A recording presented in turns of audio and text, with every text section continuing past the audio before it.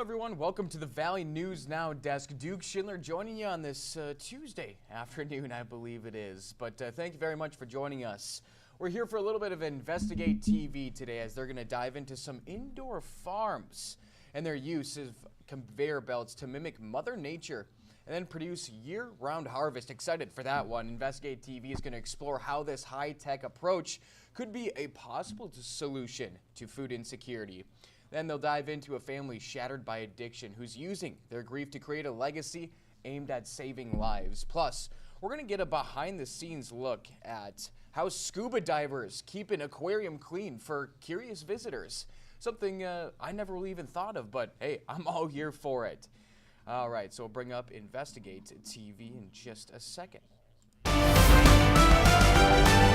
Today on Investigate TV Plus, it's a high-tech solution to a critical task, growing enough food for an expanding global population. What we're trying to do is bring back the small farms and bring them right into communities. How companies are cultivating crops to thrive indoors and creating a reliable food source in city centers. You're just popping in your mouth.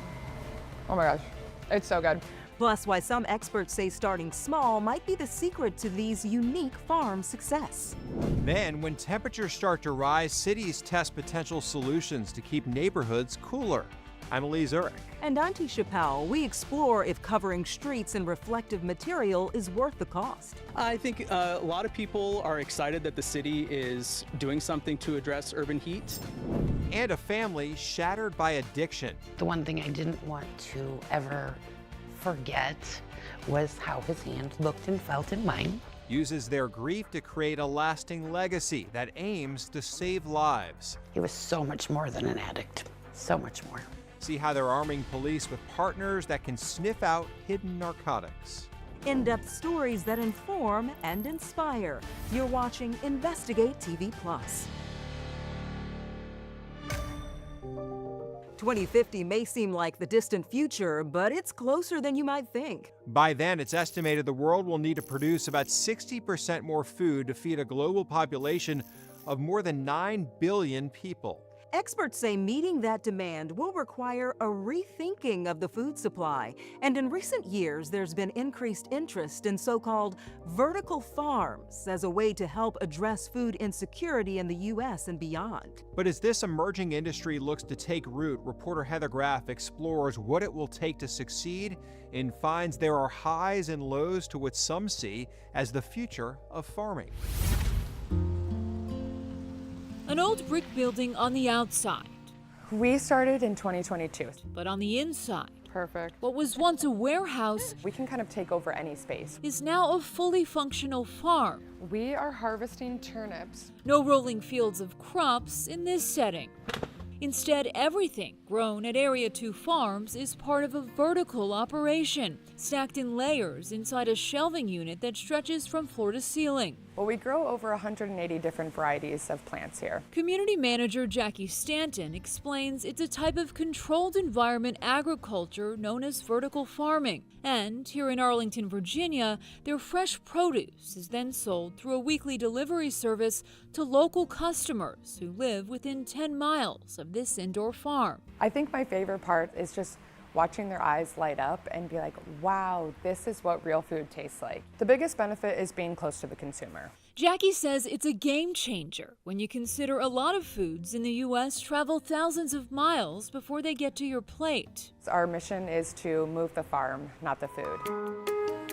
Even the USDA, in this 2018 write-up about vertical farming, said that producing fresh greens and vegetables close to urban populations could help meet growing global food demands. The vision is to grow more in a smaller space, right? And the only way you can do that is by growing vertically. Eric Stein is executive director at the Center of Excellence for Indoor Agriculture and says there's actually a long list of potential upsides to vertical farming. So one, typically because you're in a controlled environment, you typically don't have to use pesticides, right? Secondly, the water will be recycled. You'll use about only 10% of the amount of water that you would use in a field setting. And since they're indoors, vertical farms are considered largely climate-proof and can thus produce food year-round. Even so, Stein often warns the industry is not without risk. In recent years, several big vertical farm companies have struggled financially. For instance, Plenty Unlimited filed for Chapter 11 bankruptcy in March of 2025, just 6 months after touting the opening of its massive, high-tech vertical strawberry farm in Virginia. At the time of the filing, Plenty's interim CEO released a statement that said in part, "Our company is not immune from larger market dynamics and the fundraising challenges facing our industry." Why are we seeing some vertical farms go under? A lot of reasons. We start with investment capital costs. Some of the larger indoor farms have gotten upwards of $1 billion. In my opinion, that's a mistake. Unrealistic expectations. And they were sold the idea that they were going to have 5x, 10x on their money within, say, 3 to 5 years. It's just simply not true. And among the biggest hurdles to a vertical farm's profitability, Stein says, are high energy costs. Energy in the form of the lighting, because you're going to be using typically artificial lighting, which is going to be very expensive. Plants need about 10 times the amount of light that we do.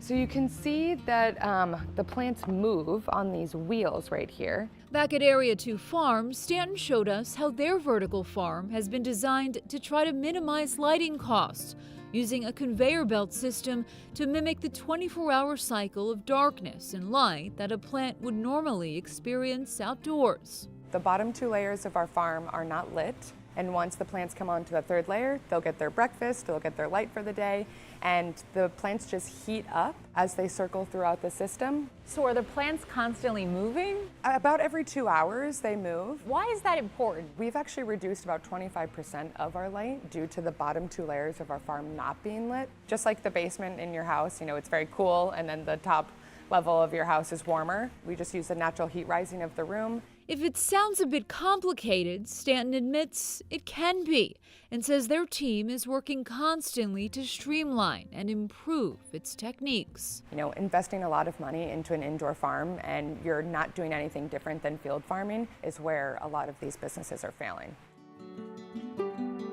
In the meantime, there is some help on the way in the form of research. We're trying to look at it as a multidisciplinary problem area.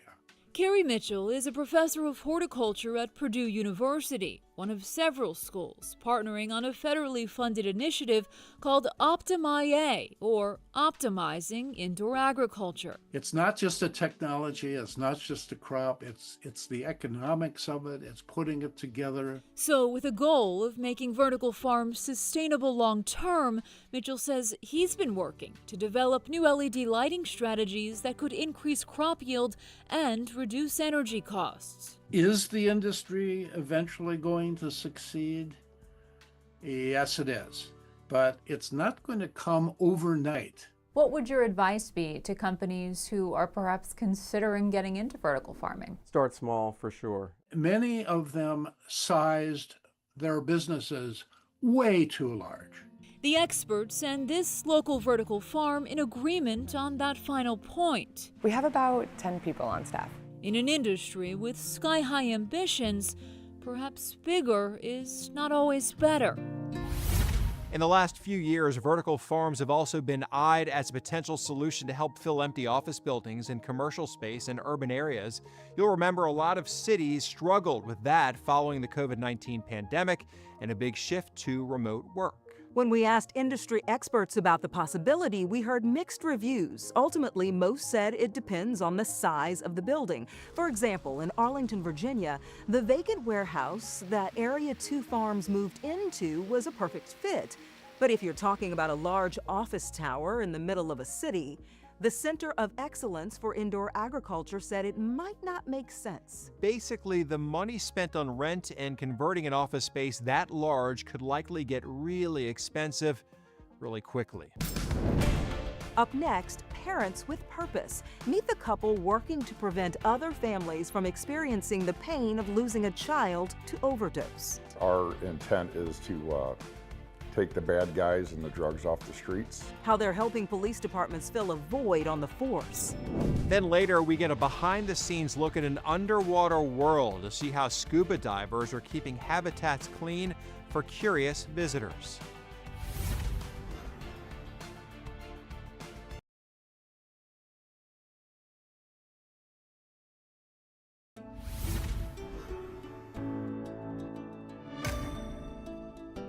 Dogs are valuable partners to police. Experts say their highly developed sense of smell enables them to track down hidden drugs. While research suggests narcotics detection dogs are considered effective, not every police department in the U.S. can afford a trained team. But after the loss of their son to an overdose, one Missouri family has made it their mission to help get more drugs off the street by arming more officers with canines. Reporter Caroline Hecker shows us how their son's legacy is saving lives.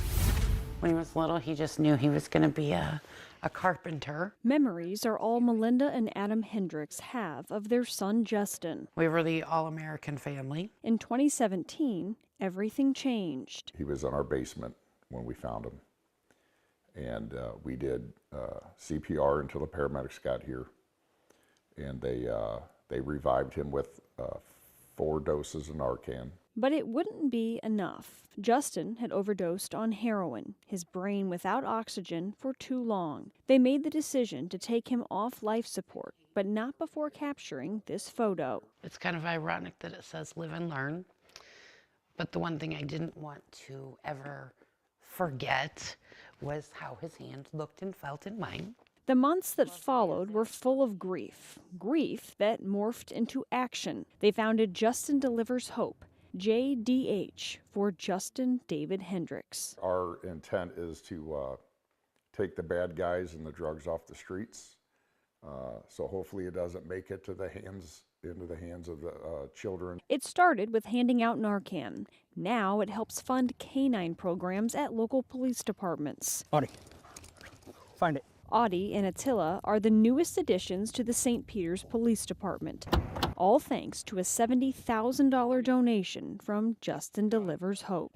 Audie! The department hasn't had a canine since 2006, when Mike Edwards was Canine Bruno's handler. Nearly 20 years later, he'll oversee the program. I mean, I've been in it for 32 years and seen a lot, done a lot, and for sure it's the most rewarding part of my job. Get down on the ground! Officers Devin Cottrell and Ryan Welshmeyer are Audie and Attila's handlers.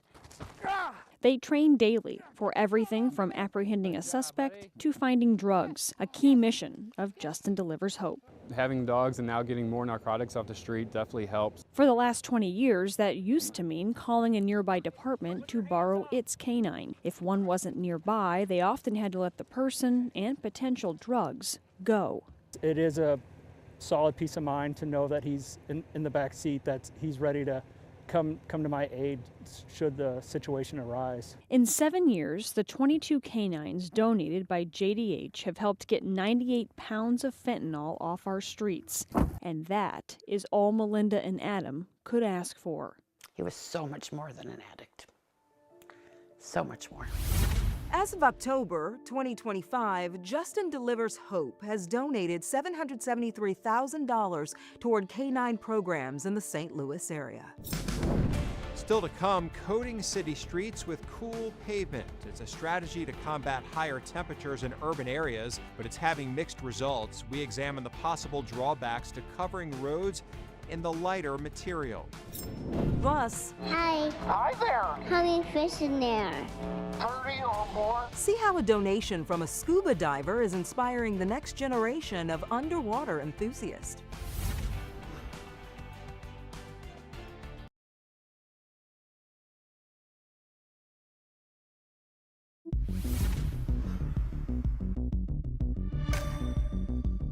American cities are sprawling with high-rises, houses, and highways. Yeah, but all that concrete and asphalt trap the sun's heat more than natural landscapes. And experts say it can contribute to higher temperatures in urban areas, creating what's known as heat islands. We've largely found that areas with really wide streets, very low buildings, and not a lot of trees, and a lot of things like parking lots tend to be the places that are the very warmest. The Environmental Protection Agency explains higher temperatures can lead to an increase in energy consumption and put people in cities at a higher risk of heat-related illness or death. But the EPA reports cities can take steps to help cool neighborhoods down. This includes coating streets with a more reflective material that's lighter in color, known as cool pavement. With triple-digit heat expected for months each year, the city of Phoenix, Arizona is testing the potential solution, but we've uncovered the treatment has had mixed results. Reporter Amy Cutler takes an in-depth look at why, despite some bumps in the road, the city continues to move forward with the program. Crews spent the morning prepping this stretch of road off 19th Avenue, south of Camelback, putting down this shiny gray coating. The city paused the program last year, citing issues with the product it was using. They've since partnered with another company and are using 2 different coatings. Now we're catching up and getting back on track. Ryan Stevens is an engineering manager with Phoenix. He continues to tout the benefits. We started looking into cool pavement back in 2023, finding some trade-offs. So let's check it out. The asphalt is 153 degrees, as you can see. We move that to the cool pavement. It's 144 degrees, 145. ASU's research found 6 feet off the ground, the air temperature was only 0.3 of a degree cooler during the day and only half a degree cooler at night. We say it as a success because even a half a degree Fahrenheit reduction in air temperatures can substantially reduce energy use for air conditioning and water use. ASU's study also found the light reflected off the road makes it hotter for pedestrians. Then there's the price. The city admits it's 3 times as expensive as the traditional coating. Then there are questions about how it's wearing. We stopped by 5 different locations that have been treated with it over the last 4 years. We asked Stevens about that. We're always monitoring the performance. He says it should last 8 years. And there's another benefit. The cooler surface temperature better protects what's under the road. What have you been hearing from neighbors that live on these roads where it's being put down? I think a lot of people are excited that the city is doing something to address urban heat. We also decided to check in with neighbors. You know, I think it's an incremental change. I don't really have any problem with it. I don't know if I really noticed a difference. It does make the street look nicer. The city of Phoenix said in the last 5 years they've installed at least 140 miles of cool pavement. Taking a closer look at the ASU study, researchers found people walking on cool pavement felt as much as 5.5 degrees hotter. That's because they absorbed the sunlight reflected off the road. But they call it a necessary trade-off. I think that concern is easily outweighed by the benefits of the cooler air temperatures. Up next, it's a dirty job, but divers are volunteering to do it. 2 divers will either be cleaning glass, they could be vacuuming, cleaning the walls of some of the algae. See how scuba staff at a zoo keep animal habitats clean.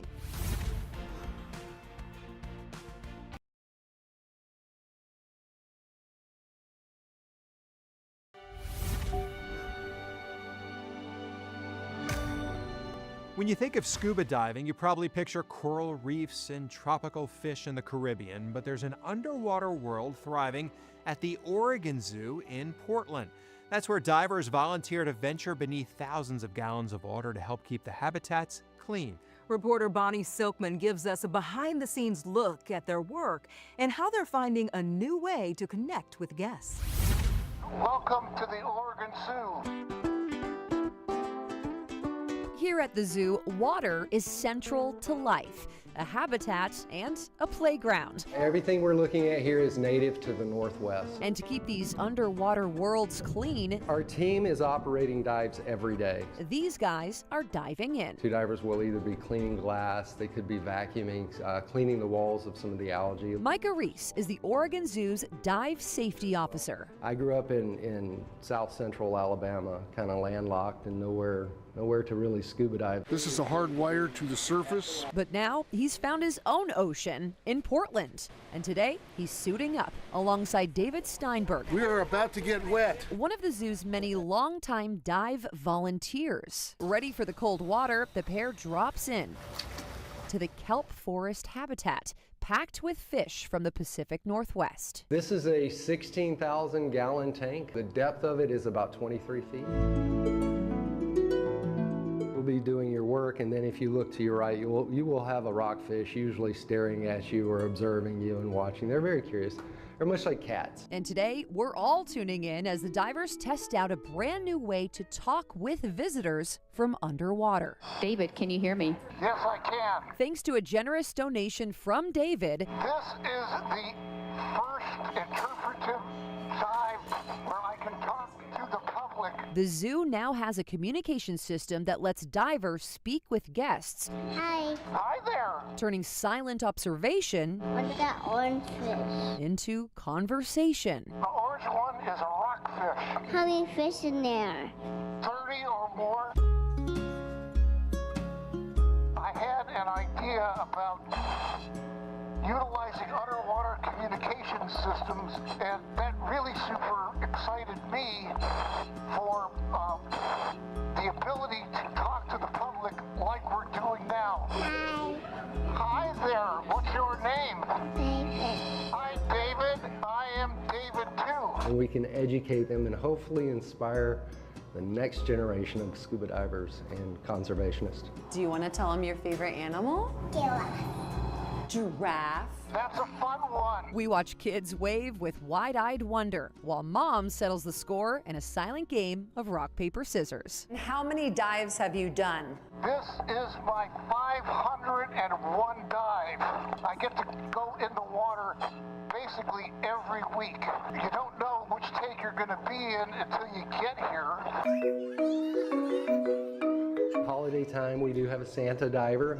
We do have Santa Claus that gets in the water and interacts with guests. Even Nora the polar bear is intrigued. She's really into dive equipment, so anytime we have dive equipment, she's like ready to it looks like she's ready to go diving with us. From deep dives to underwater chats, We're heading up, Bonnie. this team cares for the creatures behind the glass, helping to share their world with ours. This is David and Micah signing off. The weirdest thing the divers say they found in the tank, a tortilla. They think it was possibly dropped from a crow. I wonder if the fish eat the tortillas or Or you what? know, How'd what that happened happen? to Yes. that thing. I love the microphone with those kids and everything. How cute was that? Some jobs you just have to dive right in. Very good, Tisha. Very good. That's it for us on Investigate TV Plus. She's so creative, isn't she? I'm Lee Zurich. And I'm Tisha Powell. Thanks for watching and thank you. You're welcome. All right, that'll wrap up this episode of Investigate TV. Thank you very much for tuning in. And quite the last story there with the aquarium cleaning. I would have never thought in my wildest imagination. And I couldn't imagine just seeing Santa pull up in some diving gear. But thank you once again, like I said, for joining us here on the Valley News Now Network. Make sure if you have a smartphone or mobile device, you download the VNN News app. That's free to download. But then if you also got a smart TV, Roku, Apple TV, or Fire Stick, VNN, the app is on all those as well, so you never miss an Investigate TV or what we have going on here on the Valley News Now desk. So thanks again for joining us here for Duke Schindler. We'll catch you later.